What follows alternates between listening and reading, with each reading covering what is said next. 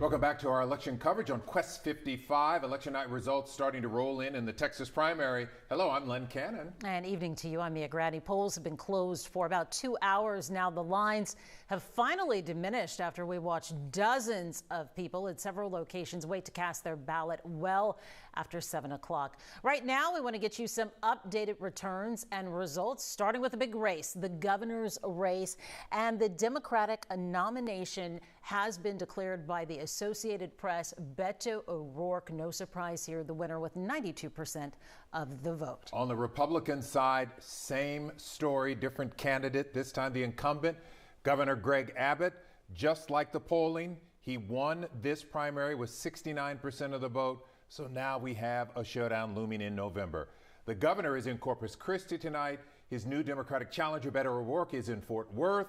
Here's Grace White breaking down why these candidates chose these specific locations. Grace? Always interesting to look at where the candidates end up on election night. And here's what we found. This is a look at how the state of Texas voted in the 2020 presidential race. Of course, our state voting 52% for Trump, Biden at 46%. But if you zoom into the Dallas area, Tarrant County, this is where Beto O'Rourke is tonight on election night. And here's why. In 2020, Tarrant County chose Biden 49%, Trump 49%, Biden was on top. It was a very close race. Then if you take another look back to 2016, you can see Trump on top, 52% to Clinton's 43%. So you can see, depending on the year, things start to change. Beto O'Rourke knows that Tarrant County is going to be close, and that's why he chose to be there this evening. Let's look now down south at where Governor Greg Abbott is tonight, Nueces County.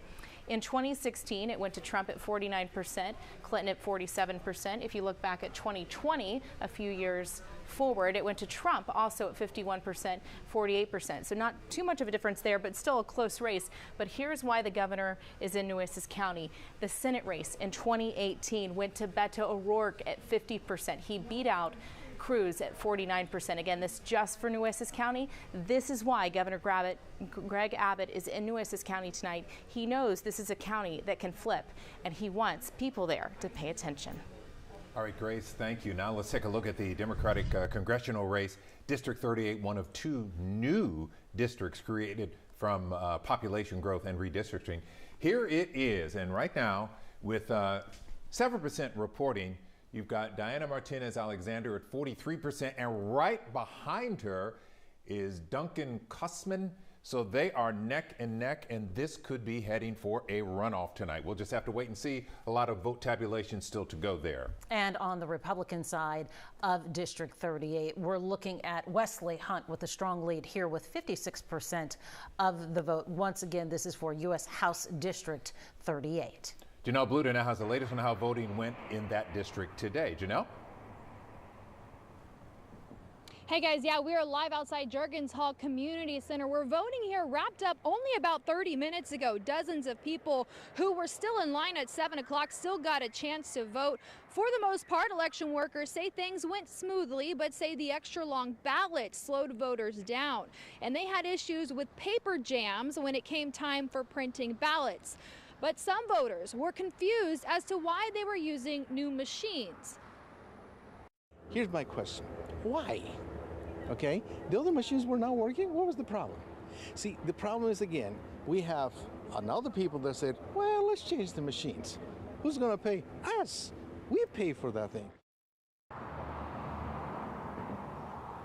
Well, this location also happens to be part of a new congressional District 38. After the 2020 census, Texas gained two new districts. The first, District 37 in the Austin area, is overwhelmingly Democratic, while District 38 in Houston is solidly Republican, which is why political experts say this race may be more important than November. Now, there's still a lot of votes left to be counted in this race. Stay with us for those results. Guys? Janelle Bluter reporting on U.S. District 38. Thank you for that. Harris County Democrats are holding their own election watch party tonight. Yeah, it's at Axelrad Beer Garden. That is in Midtown. and that's where we find Jason Miles. Jason Miles has really been covering the city for us today. Earlier today, he was at Emancipation Park, a new polling site that we saw open today. He was watching voters there, visiting with them about having that location as a choice. Yeah, they chose Emancipation Park not only because it's a new facility, relatively new, I should say, for the past few years, but it takes the pressure off voting at TSU, which in 2020 they had long lines and backups, and they wanted to ease the pressure on voting in that neighborhood, so they added Emancipation Park. And things went fairly smoothly as far as we know right now. Yeah, we've seen quite a few long lines today as well, and that's something we had been wondering leading into today's primary. Would we see those really long lines again? We have. It's been interesting where we've seen them as well, the voters who are turned out there. I know at one polling location in Spring Branch, they said there was no wait if you were voting Democratic, but if you were voting Republican, you were going to wait. So a strong show of voters there in the GOP race. That's in one area of Spring Branch that we know about. The turnout among Republicans indicative of the fact that most of the statewide races are dominated by Republicans. Lieutenant Governor, the Governor, Attorney General, all those are incumbents. So it stands to reason that you would see more Republicans coming out in that particular primary. According to Isabel Longoria with the county clerk's office, some 147, 150,000 people voted in person. She said so far that's more than who voted in 2018, I believe it was, and so, or 2020, and also fewer mail-in ballots this time. All right, let's check in with Jason Miles now. We think he is ready to go once again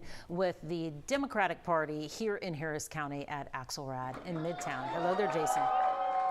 Hey there, guys. Hey there, yeah, you're not going to see me because Judge Lena Hidalgo just entered Axelrad Beer Garden in the Midtown 3rd Ward area. We expect her to take the stage momentarily, obviously celebrating a very big win on the Democratic side of things when it comes to Harris County Judge, the chief executive, of course, for the county. She was first elected to office 4 years ago, beating pretty popular on both sides of the political spectrum, Ed Emmett, the longtime judge who held that position and in some ways surprised some people in that race 4 years ago as Democrats took many of the countywide elected offices. I am watching Lena Hidalgo get ready to be introduced. We expect her to say a few words. She spent quite a few moments going through this facility, this bar/restaurant, shaking hands and thanking people, both supporters with the Harris County Democratic Party, which is holding a party here tonight, as well as other supporters and just general folks who may be doing business here this evening. We'll have more from what Judge Hidalgo has to say coming up a little later, but for now we'll send it back to you. All right, thank you. That's Lena Hidalgo, the Harris County Judge, Democrat, who won the Democratic primary. She's about to talk. We'll hear from her a little bit later. A whole lot more to unpack, and we'll have more coverage for you on KHOU.com. And for election results sent straight to your phone, just text the word VOTE to 713-526-1111. And be sure to join us for KHOU 11 News at 10 o'clock also for the latest results. We'll see you then.